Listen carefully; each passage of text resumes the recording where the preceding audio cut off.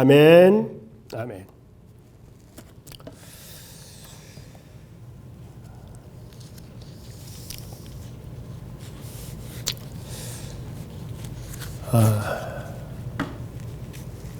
오늘 이렇게 말씀을 또 전하게 해주신 하나님의 은혜, 하나님의 사랑 감사합니다. 지금은 부활의 계절인데 부활이요 생명 되신 우리 주님께서 바라기는 은혜와 평강을 여러분들 위해 풍성하게 베풀어 주시기를 기원합니다. 오늘은 제가 주제를 부활의 주님을 만나면 그러한 주제로 은혜를 나누려고 합니다. 어떻게 여러분들에게 이런 질문을 드려도 되나요? 여러분은 예수 부활을 믿으십니까? 자, 성경을 알고 그리고 내용도 지식으로는 알고 동의를 하는데 실제로 내 삶, 내 생활 속에서 부활하신 예수님과 이런 교제를 나누고 그리고 서로 소통하고 감사하고 감격하는 이런 신앙의 모습이 우리에게는 필요하다. 그 말씀을 드리고 싶습니다. 예수님 부활 사건을 하나의 역사적인 사건에 불과하다. 그렇게 우리들이 믿으면은 주지주의자가 될 가능성이 있습니다. 그러니까 부활에 대한 지식은 가지고 있는데 삶은 도무지 변화가 되지 않는. 그래서 우리는 지정의가 우리 인간에게 있지 않습니까? 그래서 의지나 감정보다는 지식이나 또는 지성에 중시하는 그러한 세계관을 가지고 있는 이러한 주지주의자가 되면은 참 곤란하다. 그러한 생각을 하게 되는 겁니다. 근데 우리가 부활의 주님을 만나야 됩니다.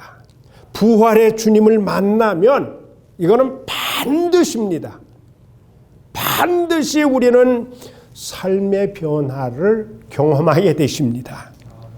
여러분, 부활의 주님을 만난 후에 변화되지 않는 사람은 없습니다.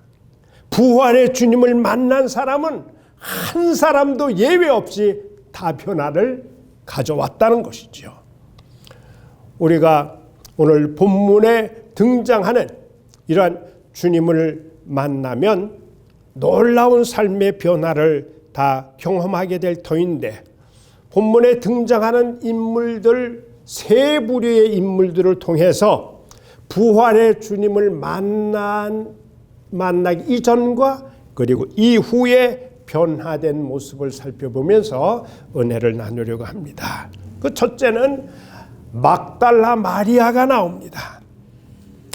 우리가 본문에 나와 있는 이 내용을 적용적으로 해석을 한다고 한다면은 막달라 마리아는 눈물과 슬픔의 여인이었는데 그런데 이 여인이 부활하신 주님을 만나면서 기쁨과 감격하는 그런 삶으로 변화가 되었다라고 하는 그런 말씀입니다.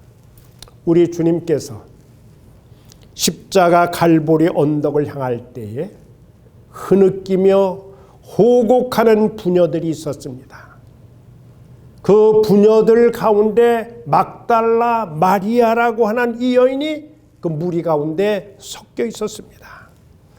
막달라 마리아는 갈보리 언덕의 십자가 처형장까지 따라갔고 예수님께서 얼마나 참혹하게 돌아가셨는 것에 대해서 그가 생생하게 목격했던 그러한 사람입니다. 누가복음 8장 2절과 3절에 보면은 막달라 마리아가 어떠한 사람인가에 대해 나옵니다. 이 여인은 전에 7 귀신 들렸던 여인으로 예수님이 고쳐주셔서 온전한 사람이 된 사람이에요. 사람 대접받지 못했던 사람의 모습은 하고 있었지만은 그러나 귀신에 들렸던 이 여인 막달라 마리아는 예수님이 고쳐주심으로 인해서 가장 경건한 사람, 가장 거룩한 여인으로 그렇게 변해 있었고, 그리고 자신을 고쳐주셨던 예수님의 은혜를 감사하면서 끝까지 주님을 따르는 그러한 여인이었습니다. 그런데 이렇게 자신을 고쳐주셨던 생명의 은인 되시는 주님께서 십자가에 돌아가신 이 사실이 얼마나 마음을 아프게 하는지, 칼로 정말 마음을 에이는 것과 같은 그 자체였습니다. 여러분, 예수님이 십자가 참혹한 죽임을 당할 때에 이 막달라 마리아가 너무 큰 충격을 받았습니다. 너무나 큰 상처를 받았는데, 이제 막상 예수님의 장례 자리에서도 또 그러한 충격을 받고 그러한 아픔을 또 저가 상처를 얻게 되게 되었습니다. 우리가 잘 아시는 것처럼 예수님께서 십자가에 돌아가신 날은 유대력으로 니산월 14일입니다. 그날이 금요일입니다. 오전 9시에 십자가에 달리신 주님은 오후 3시에 운명하셨습니다. 이제는 서둘러서 장례를 해야 됩니다. 만일에 장례를 하지 아니하면은 그 십자가 높이가 그리 높질 않았기 때문에, 그렇게 될 경우에는 짐승들이라든지 아니면은 독수리들에 의해서 이 시체는 훼손이 되게 됩니다.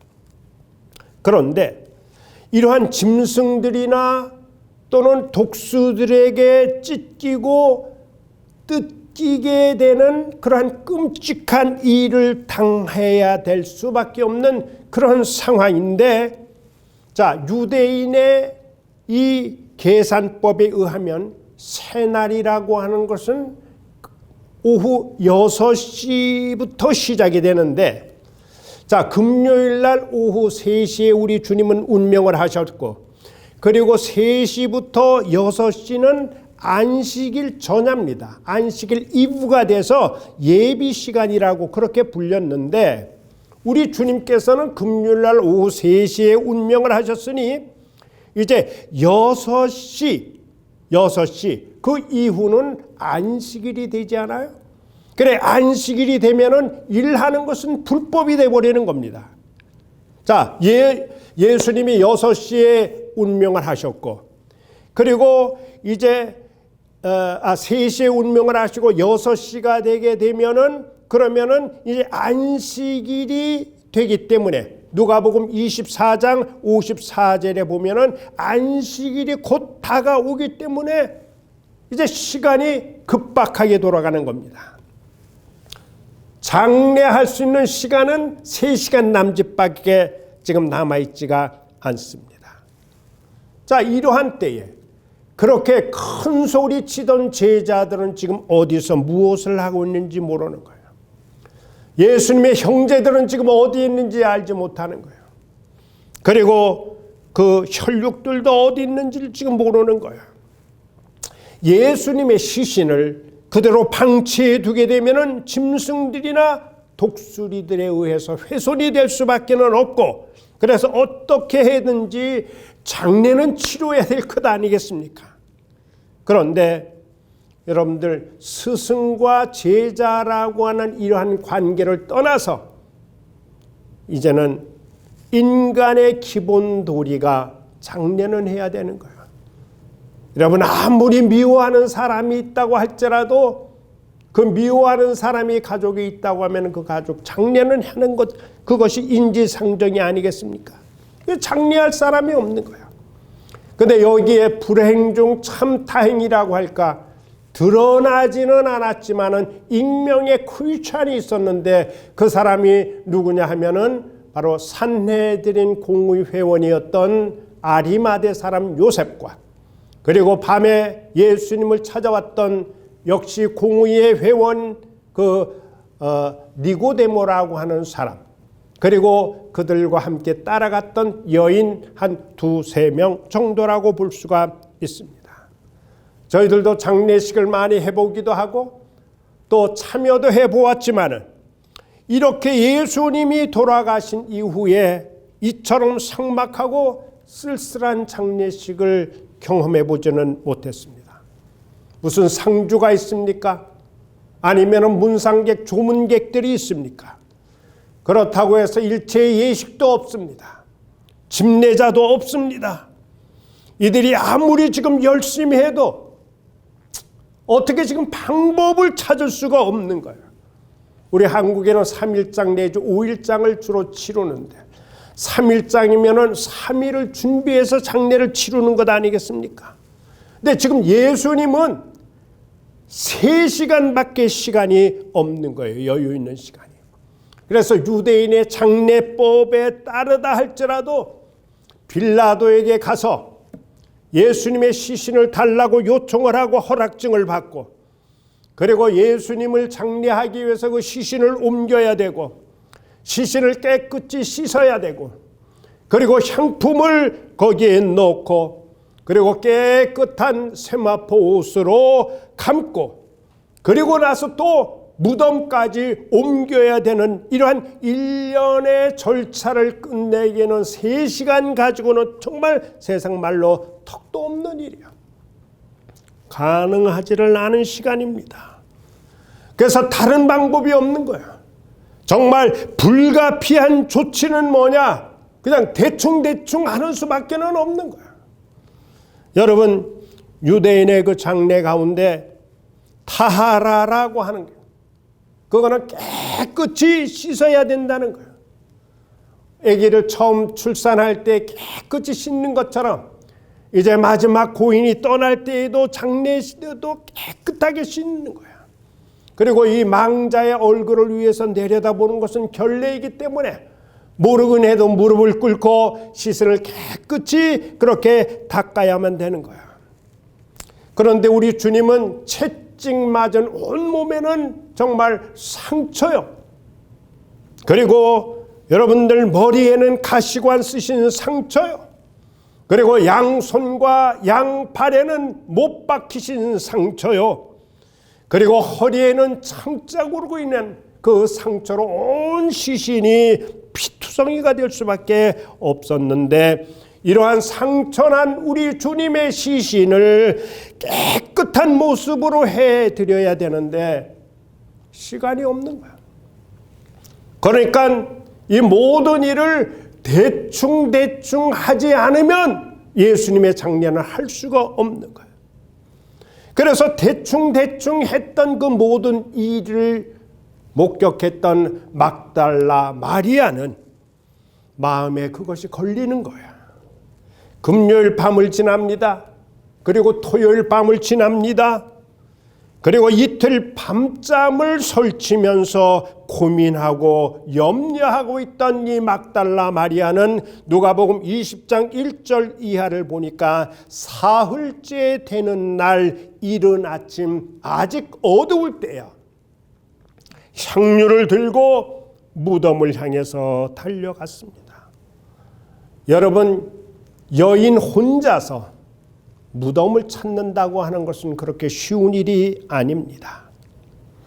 그러나 막달라 마리가 생각할 때 정말 사람 구실을 하지 못했던 나, 사람답게 살 수 있도록 고쳐주신 예수님, 이 예수님을 이대로 대충해서는 보내드릴 수 없다고, 어떻게 해서라도 마지막 가시는 그 길에 좀 더 정성을 다해서 예수님을 모셔야 된다고, 예수님을 보내드려야 된다라고 하는 마음으로 무덤을 찾았는데 전혀 뜻밖의 그 일이 생겨난 거야. 무덤이 열려 있습니다. 그리고 예수님이 계셔야 되는데 예수님의 그 시신이 사라져버린 거야. 그래서 무덤 밖에서 울고 있는 마리아를 향해서 천사가 나타나서 20장 13절에는 물어요. 어찌하여 우느냐? 마리아가 대답하기를 사람들이 내 주님을 어디 두었는지 내가 지금 알지 못하니이다. 슬픔의 눈물을 흘리고 있을 때 그럴 때 물론 이 마리아는 예수님이 부활했다는 이 사실을 알지 못하고 있는 그런 상황인데, 예수님은 마리아를 찾아오셔서 부릅니다. 마리아야. 부드러운 예수님의 음성, 늘 다정하고 온유하신 주님의 음성입니다. 이 음성을 들었을 때 그토록 찾고 있던 주님께서 지금 자신 앞에서 내 이름을 불러주시는 예수님을 본 그 마리아의 모습은 어떠했을까요? 슬픔의 눈물을 흘리던 그의 얼굴은 벅찬 그러한 기쁨과 감격으로 도대체 무슨 말을 어떻게 해야 할지 몰라서 다만 마리아가 할 수 있는 말, 라보니요, 히브리어로 선생님라고 하는 이 이야기밖에는 할 수가 없었습니다. 부활의 주님을 만나 듣게 되는 그 음성을 들을 때 마리아는 슬픔이 오히려 말할 수 없는 정말 경이로움으로 그렇게 변했을 것입니다. 샌프란시스코에 오래전에 갔었는데 그때 이러한 광경을 목격을 했습니다. 오래전에 만난 친구였던가 봐요. 너무너무 기뻐가지고 서로 안고 껑충껑충 뛰는 그러한 그 모습을 제가 본 기억이 있습니다. 여러분, 우리가 살면서 슬픔을 만나고 울어야 하는 아픔을 만날 때 주님은 조용히 다가오셔서 우리의 이름을 불러주십니다. 우리를 향한 주님의 깊은 사랑이 아닐 수가 없습니다. 여러분, 껑충껑충 살아있는 사람들도 기쁘다고 만나서 그렇게 기뻐하는데, 여러분, 죽음에서 다시 살아나신 부활의 주님을 만난 사람은 슬픔이 변해서 기쁨이 되는 은혜를 체험하게 되는 거예요. 여러분, 우리 가운데 슬픔이 없는 사람이 있습니까? 창세기 47장 8절 9절을 보니까 요셉이 애굽의 총리 대신으로 있을 때 애굽의 왕 바로가 요셉의 아버지 야곱에게 묻습니다. 나이가 얼마냐고. 그때 야곱이 대답하기를 내 나그네 길의 세월이 130년이니이다. 그러면서 내가 험악한 세월을 보내었나이다. 그렇게 이야기를 하고 있어요. 여러분, 마찬가지입니다. 야곱처럼 우리가 밖으로 표현만 안 할 뿐이지 이러한 눈물과 슬픔의 세월이 인생들에게는 있습니다. 인생은 그 자체가 험악한 세월을 살아가는 나그네라고 볼 수가 있는 거죠. 그래서 전도서 2장 22절 23절 이하를 보면은 사람이 일평생에 해 아래에서 수고하는 것이 슬픈 뿐이라고, 마음이 밤에도 쉬지 못하니 이 또한 헛되다고 그러한 이야기를 하고 있습니다. 여러분, 부활하신 예수님께서 마리아를 찾아 부르시던 그 예수님을 우리가 만나고 그 음성을 우리가 들어야 할 이유가 바로 이것 때문이다라고 하는 거죠. 부활하신 예수님의 음성을 들어야 슬픔 많은 세상에서 우리는 웃음을 찾을 수가 있는 겁니다. 아픔과 슬픔 가운데 우리는 치유와 은혜를 받을 수가 있는 겁니다.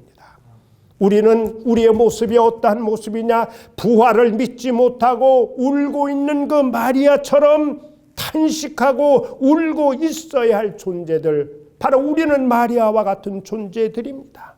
그러나 마리아가 부활하신 예수님을 만난 것처럼 우리가 부활의 주님을 만나게 된다면 아무리 어렵고 힘든 현실을 만나도 그 슬픔과 눈물을 넘어서 기뻐하며 살아갈 수 있게 될 줄로 믿습니다. 여러분, 십자가와 부활 사건이 단순히 2000년 전에 있었던 역사적 사건으로 알고 있고 믿고 있다 할지라도 우리는 거기서 끝나면 안 됩니다. 우리가 알고 믿는 그 단계에서 한 단계 더 도약을 해야 됩니다. 그래야 슬프고 험난한 인생 골짜기를 건널 수가 있습니다. 그분을 만나고 그분의 음성을 들을 수 있는 신앙적인 사건이 나에게 다가와야 될 줄로 그렇게 믿습니다. 저는 예전에도 그런 간증을 한번 한 적이 있습니다. 신학교 다닐 때 고난주간을 맞이했습니다. 그때 함께 신학교 공부하고 있는 친구들과 같이 금식을 합니다. 저희들이 그때는 가난해서 그런 건 아니었겠지만은 점심을 우리가 먹을 때는 라면을 먹는데, 이 라면 먹는 것 그게 어떨 때는 아깝고 해서 라면 국물만 또 주인한테 부탁해서 밥을 말아 먹고 할 때도 있습니다.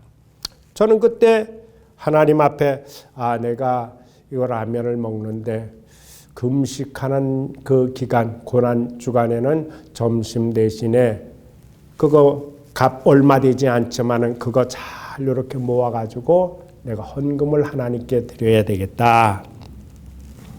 저는 목회하는 평생에 그 신학교 때에 나에게 다가오셔서 그리고 나의 어깨를 두드려 주시면서 나에게 말씀하신 그 주님의 음성을 지금도 잊을 수가 없습니다. 지금도 잊을 수가 없어요. 우리 주님이 어려울 때, 힘들 때, 그때마다 우리에게 다가오셔서 우리를 안아주시고 우리에게 위로의 말씀을 주시는 거예요. 저는 그 신학교 때 주님하고의 그 만남을 통해서 내가 그 채플에서 얼마나 고마워 감사해서 흐느끼면서 눈물을 흘렸는지 모릅니다. 여러분들도 마찬가지입니다.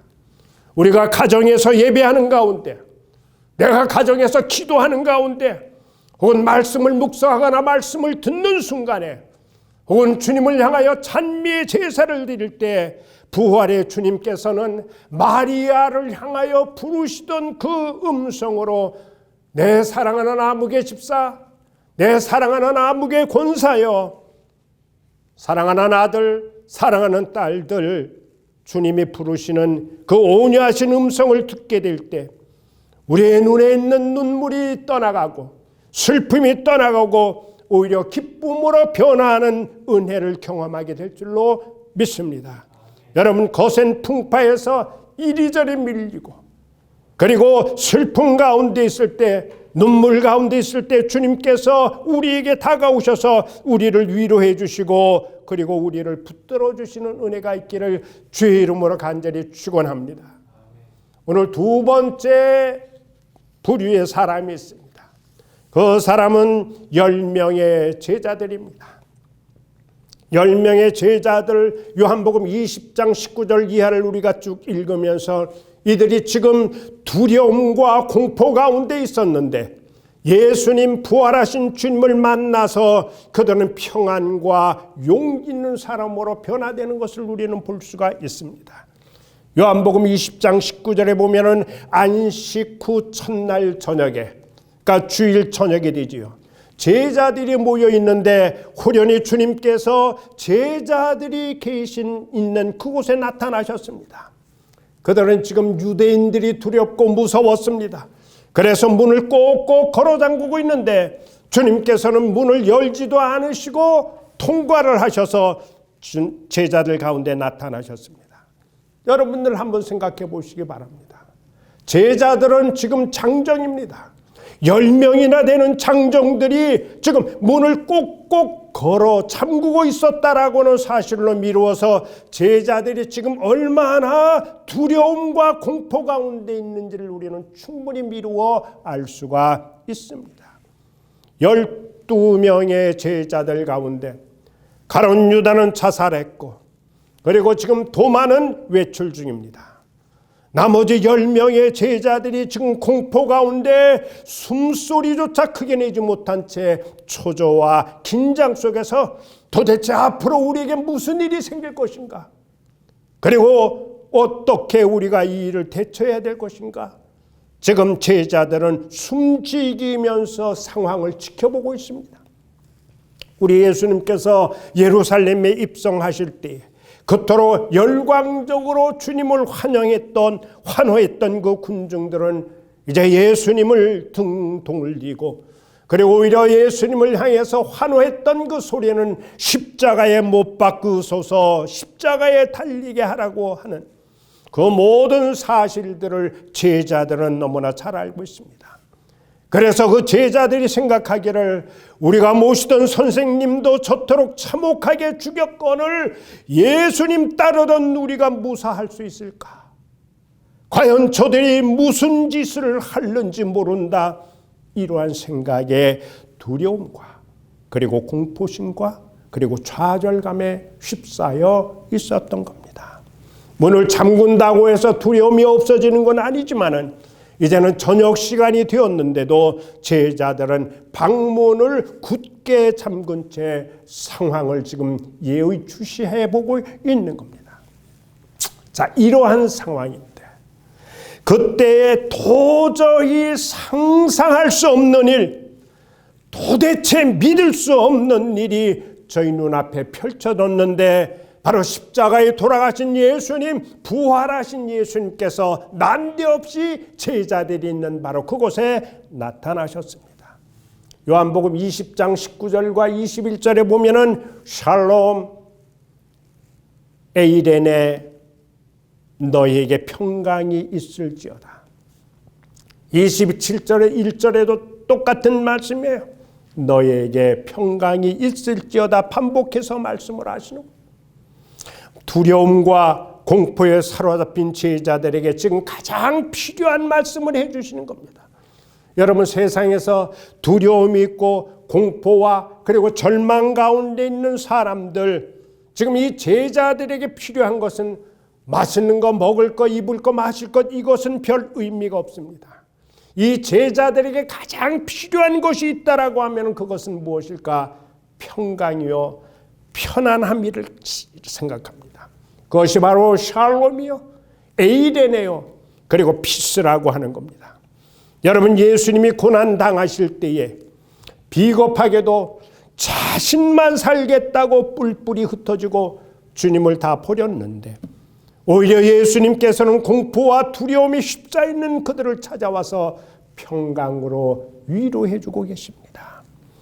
한편 우리 십자가에서 분명히 우리 주님께서는 돌아가셨고 그리고 장사한 지 사흘이나 지는 이 시점에 제자들 앞에 느닷없이 이렇게 나타나신 주님의 모습을 본 제자들은 얼마나 놀랐을까?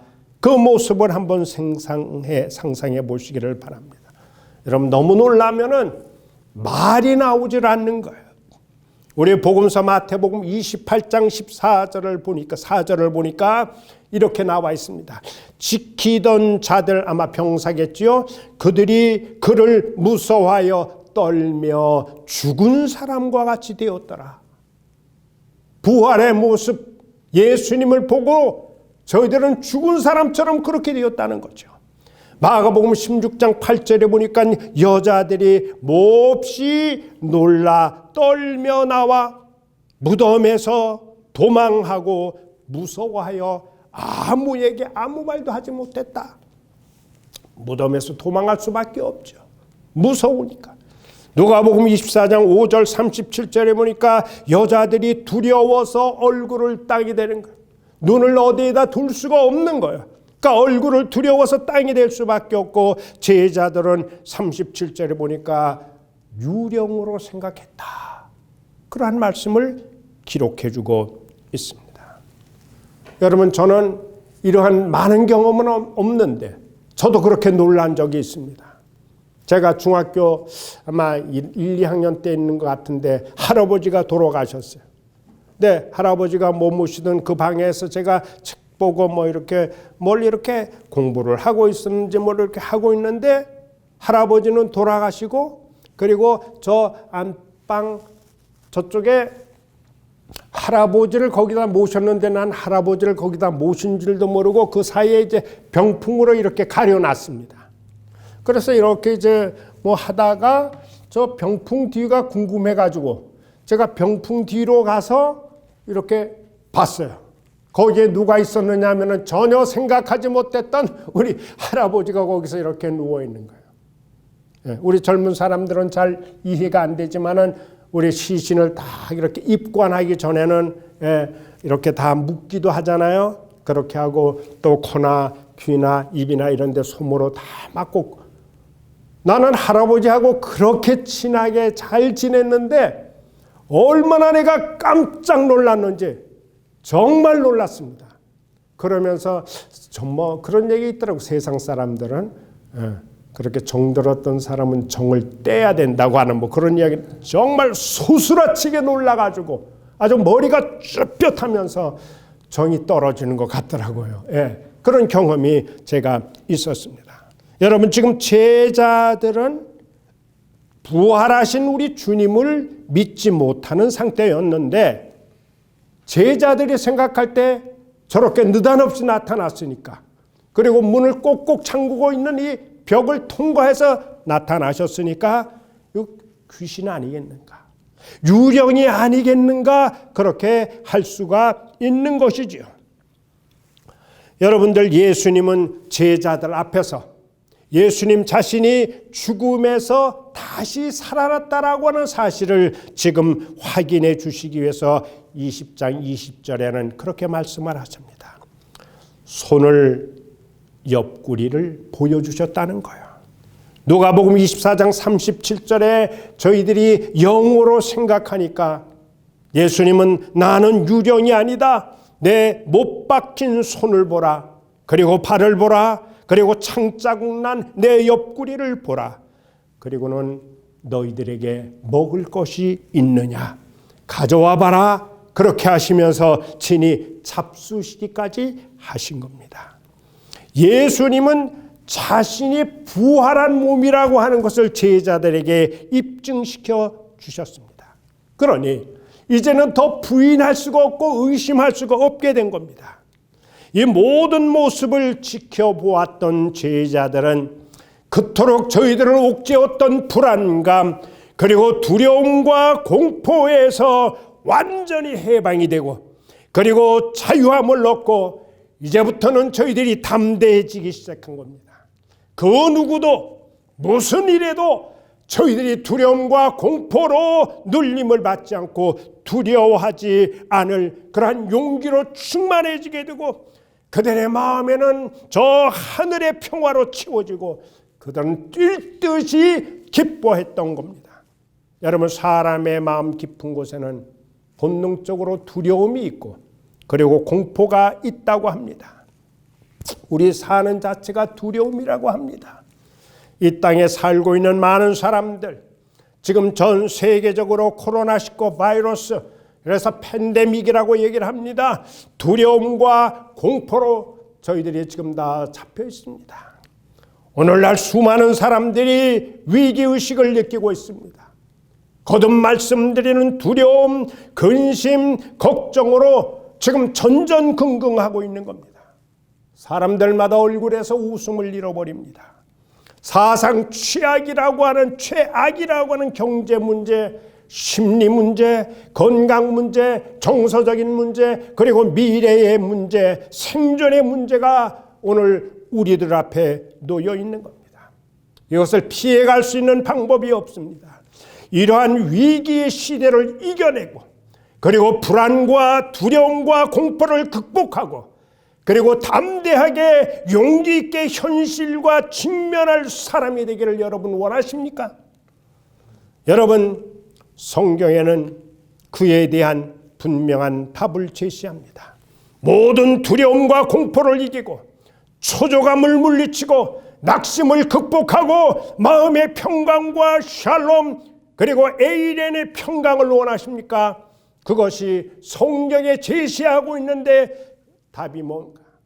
바로 공포를 이기고 죽음을 이기고 부활하신 주님을 만나는 일이라고 성경은 우리들에게 설명해 주고 있습니다. 요한복음 11장 25절 26절에 그런 말씀을 합니다. 나는 부활이요 생명이니 나를 믿는 자는 죽어도 살겠고 살아서 나를 믿는 자는 영원히 죽지 아니하리니 이것을 믿느냐고. 주님은 우리로 죽음의 공포에서 그리고 질병의 두려움에서 완전히 우리를 해방시켜 주시는 분입니다. 사람들은 지금 많은 염려 가운데 있습니다. 앞으로 어떻게 살아갈까? 앞으로 이거 어떻게 되지? 불안과 근심 걱정으로 잠 못 이룰 때 바로 그 부활하신 주님께서 오늘 우리에게 오셔서 마음의 평안과 용기를 주시기를 바랍니다. 요한복음 16장 33절에 세상에서 너희가 환난을 당하나 그런 말씀을 주님이 하셨습니다. 주님은 우리가 이 세상을 살아가면서 견디기 힘든 환난과 그리고 시련과 두려움과 공포, 고통 속에 살 수 있음을 익히 알고 계셨습니다. 그런데 이어서 하시는 말씀은 담대하라 내가 세상을 이기었노라. 여러분, 우리가 이 땅에 살아갈 때 최악의 환경과 상황 속에서도 담대할 수 있는 이유가 무엇일까요? 바로 예수님이 세상을 이기셨기 때문입니다. 세상을 이기시고 죄악 권세를 이기시고 죽음의 권세까지 그분의 발 아래에 짓밟아 버리신 부활의 주님이 바로 그분이 우리의 삶의 인도자요, 그분이 내 생애를 지켜주시는 분이요, 그분이 나와 함께하는 동행자요, 나를 어려운 가운데서 지켜주시는 보호자로서 날마다 우리와 함께 해주시고 우리에게 힘을 주시는 이상 우리는 결코 이 세상을 살아가면서 두려움에 짓눌리거나 공포에 사로잡혀서 벌벌 떨어 살아가는 그런 사람이 되어서는 안 됩니다. 사랑하는 여러분, 두려움과 그리고 슬픔 그리고 공포 초조 속에 있는 제자들을 찾아오셔서 샬롬 에이레네 그리고 너희에게 평강이 있을지어다, 이 음성을 오늘 예배하시는 여러분들이 들을 수가 있다면, 그리고 영적으로 나와 함께 하시고 나를 고아와 같이 버려두지 아니하신다 약속하신 나의 왕 되신 부활의 주님, 그 주님이 영적으로 나와 함께 해주시고 내 손을 붙들어 주시고 가시 면류관 쓰신 그 주님, 그 주님을 우리가 우러를 수 있다라고 한다면, 부활의 주님은 우리에게 다가오셔서 다정스럽게 샬롬 너에게 평강이 있을지어다 하시면서 불안과 공포를 물리쳐 주시고 평강으로 그리고 샬롬으로 여러분들의 삶을 아름답게 인도해 주실 것을 믿습니다. 우리의 마음, 우리의 삶 속에 이 부활하신 주님을 날마다 경험하시기를 주의 이름으로 축원합니다. 세 번째는 여기 디두모라 불리우는 도마가 있습니다. 이것을 우리가 적용적으로 해석을 한다면 의심과 불신 가운데 있던 그 사람이 신뢰와 믿음의 사람이 되었다라고 하는 거죠. 요한복음 20장 24절로 29절을 따르면 예수님 부활하심으로 믿지 못하는 제자가 한 명 있었는데 그 이름을 도마라고 합니다. 부활하신 주님께서는 두려움과 공포 가운데 제자들 그 가운데 나타나셨을 때 무슨 이유인지는 모르지만 거기에는 바로 이 도마는 그 자리에 없었습니다. 그래서 부활하신 주님을 못 만났습니다. 이제 도마가 돌아왔을 때에 제자들이 한결같이 하는 말이 우리가 주님을 보았노라 그렇게 일러주었지만은 도마는 그 말을 믿지를 못했습니다. 여기서 이르되 이거는 엘레곤, 이건 단순히 전해준 것이 아니라 계속적으로 설득하는 것을 나타나는데, 그런데 예수님에 대한 기대가 이제 무너지고 주님에 대한 불신감이 깊어졌을 때 그가 바라는 조건에 25절에 남아 있는데 거기에 딱 맞아야지 예수 부활을 믿을 수 있다고 그렇게 지금 이야기를 합니다. 여러분도 도마는 그렇게 얘기를 합니다. 내가 그의 손에 못자국을 봐야 되고 내 손가락으로 그 못자국에 넣어야 되고 내 손을 그의 옆구리에 넣어보지 않고는 나는 믿을 수가 없다고 그렇게 이야기를 합니다. 그가 원하는 조건에 부합해야 믿겠다는데 먼저는 보아야 되겠다는 거예요. 근데 보는 것만으로 인정을 할 수 없다는 거죠. 그 다음에 못자국 난 손에 자신의 손가락으로 직접 놓아 보아야 된다는 거예요. 여러분, 여기서 끝나지 않고 창에 찔렸던 옆구리에 손을 넣어 본 후에야 비로소 나는 믿을 수가 있겠다. 그래서 의심 많은 제자다운 이야기를 하고 있습니다. 여러분, 불신앙의 위험에 처했던 그는 믿음 없는 자가 되는 도중에 있는 것 같습니다. 도마의 의심은 부정하기 위한 의심이 아니라 막 긍정하기 위한 의심이라고 봅니다. 그는 구체적으로 그리고 정확하게 알기를 원했습니다. 검증하고 또 검증함으로 자기의 믿은 바를 확증해 나가야 하는 겁니다. 예수님도 보다 정확히 알고 올바로 믿는 것을 원하십니다. 그래서 주님으로부터 책망을 들었어도 도마가 의심할 때 확증해 주시고 질문할 때 그 질문에 대해서도 대답해 주셨습니다. 예수님의 몸, 부활하신 그분의 몸, 부활체, 보고 만질 수 있는 몸이면서도 동시에 이 공간의 제약을 받지 않는 신비로운 몸입니다. 여러분, 20장 26절에 보면은 이러한 일이 있고 나서 여들에게 전했습니다.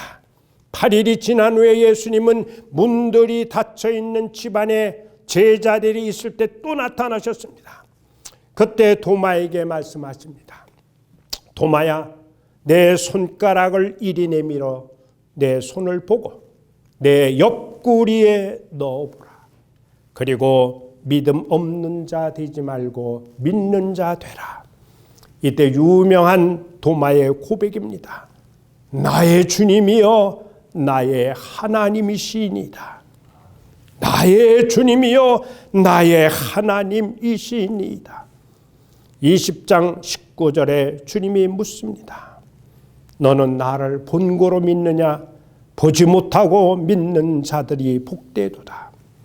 도마는 예수님을 만져보고 그리고 손가락을 넣고 손을 옆구리에 넣어 보아야 믿을 수 있다고 했는데 웬걸요? 딱 부활하신 주님을 뵙고 주님의 그 말씀을 듣는 순간, 딱 한 번 보는 순간에 그의 눈으로 보았을 때 완전히 부활 주님이심을 100% 믿을 수가 있었습니다. 주님을 만나는 순간 모든 의심의 껍질들이 벗겨져 버렸습니다. 더 이상 더 만져볼 필요가 없었습니다. 왜냐하면 영의 눈이 열렸기 때문이에요. 예수님은 도마와 같은 그러한 부류의 신자들보다 보지 못하고 믿는 자들이 복되도다, 그런 말씀을 하셨습니다. 혹시 우리 가운데 도마처럼 의심이 됩니까? 도마와 같이 예수님을 만나시길 바랍니다. 예수님을 만난 이후에 도마의 고백을 여러분들 한번 들어보시길 바랍니다. 20장 28절에 도마가 가로되 나의 주시요 나의 하나님이시니이다. 예수님, 믿음 없는 자 되지 말고 믿는 자 되라, 그렇게 말씀을 주셨습니다. 불신앙의 위험 가운데 있던 도마에게, 그에게 피스토스 되지 말고 피스토스 되라, 믿는 자가 되라고 그러한 말씀을 하셨는데, 이때부터 도마의 신앙이 빛을 발하기 시작합니다. 도마는 의심의 사람에서 믿음의 사람으로 변화되어서 결국은 수십 년이 지난 후 인도에 가서 복음을 외치다가 순교의 자리까지 그가 이르게 되었습니다. 부활의 주님을 만나시기를 바랍니다. 믿음 없는 자 되지 말고 믿는 자 되라라고 말씀하시는 주님의 음성을 듣기를 바랍니다. 반드시 우리는 변화가 됩니다. 부활의 주님을 만나시기를 바랍니다. 의심이 사라지고 확신이 들게 됩니다. 흔들리며 불신앙의 그 위험에서 확신하는 신앙의 사람이 됩니다. 낙심 가운데, 좌절 가운데, 시리 가운데 있던 사람들이 변해서 소망의 사람으로 변화됩니다. 우리가 입술로는 부활의 주님이라고 하지만 살아계신 주님과 교제하지 못하고 의심과 불안으로 살면 안 됩니다. 부활의 주님으로 만날 때 분명히 변화가 나타납니다. 막달라 마리아는 슬픔이 변해서 기쁨이 되었습니다. 제자들은 두려움과 공포에서 평강과 용기가 생겨났습니다. 도만한 의심하던 자에서 굳센 믿음의 사람으로 변화가 되었습니다. 이러한 변화는 물론 순간적으로도 될 수 있지만 점진적으로도 될 수가 있습니다. 제가 어렸을 때에 콩나물을 집안에서 키웠습니다. 이 콩나물 시루가 있고, 그리고 콩나물 시루에 뭐 이렇게 넣고 그 위에 매일 이렇게 물을 주라는 거죠. 그런데 이 덮은 보자기 안에 콩나물이 자라는 것이 이게 굉장히 궁금했습니다. 한번 물 주고 또 확인을 해요. 콩나물이 나오질 않아요. 또 한 번 물 주고 또 확인해요. 보이지를 않는 거예요. 그래서 그 다음부터는 그냥 덮어놓고 계속해서 물 주김을 하는데, 계속 물 주다 보니까 언젠가는 이렇게 펼쳐보니까 그 안에서 콩나물이 그냥 이렇게 자라는 것을 목격할 수가 있습니다. 콩나물이 가족 건강에 얼마나 유익하고 도움을 줍니까? 여러분, 우리의 변화의 모습도 단번에 가능하고, 그리고 금방 눈에 두드러지게 변화는 하지 않는다고 할지라도, 그러나 서서히 예수님 닮은 모습으로 변화하는 것은 가능하다는 겁니다. 중요한 일은 날마다 주님, 부활하신 주님을 만나는 거예요. 그러면 슬픔과 눈물이 기쁨과 웃음으로 변하고, 두려움과 공포는 평안함과 용기로 바뀌어지고, 의심과 회의는 확신과 믿음으로 변화되는 거예요. 여러분, 늘 하는 질문이에요. 무엇 때문에 신앙생활 하느냐? 왜 귀한 시간 허비하면서 또 귀한 돈 헌금까지 하면서 예배자가 되느냐? 여러분, 우리가 왜 교회에 나옵니까? 내가 가지고 있는 것 자랑하고 뽐내고 인정받으려고 나옵니까? 그것이 교회에 나오는 모든 이유의 전부라고 한다면 그건 손해나는 일입니다. 그렇다고 하면 왜 우리가 신앙생활을 하느냐? 바로 기독교 복음이 지닌 부활의 진리 때문이라고 하는 겁니다. 여러분, 왜 이다지도 많은 크리스찬들이 용기가 없고 감격이 없고 감사와 찬송이 없고 소망이 없습니까? 답은 간단한 거예요. 주님을 믿는다고는 하는데 살아계신 그리스도를 직접 우리의 삶 속에 모셔드리지 못하고 있기 때문이라고 하는 겁니다. 부활하신 주님을 만난 영혼은 반드시 변화가 이루어집니다. 삶의 기쁨이 넘치게 되고 소망이 넘치게 되고 성령의 능력 안에서 주님을 위해서 헌신하고 봉사하게 되고 삶 속에 벅찬 감격과 그리고 간증의 삶을 가지게 되는 겁니다. 여러분, 우리의 인생은 길지 않습니다. 한 번뿐인 우리의 인생, 승리하는 삶을 이루기 위해서 부활의 주님을 꼭 만나고 주님의 삶에 우리의 모든 생애를 걸고 영광 돌리시기를 간절히 주의 이름으로 축복합니다. 기도하겠습니다. 하나님의 은혜와 사랑을 감사합니다. 오늘도 우리에게 은혜를 베풀어 주셔서 주님, 부활의 주님을 만나고 변화받는 귀한 모습을 저희들이 헤아려 보았습니다. 이 땅에 살면서 예수 믿는 사람으로서 낙심하고 주저하고 탄식하면서 살아갈 것이 아니라 부활의 주님을 만나는 그 감격과 감사함으로 주님과 동행하며 동사하며 멋있게 우리의 삶을 살아갈 수 있도록 주여 축복하여 주시옵소서.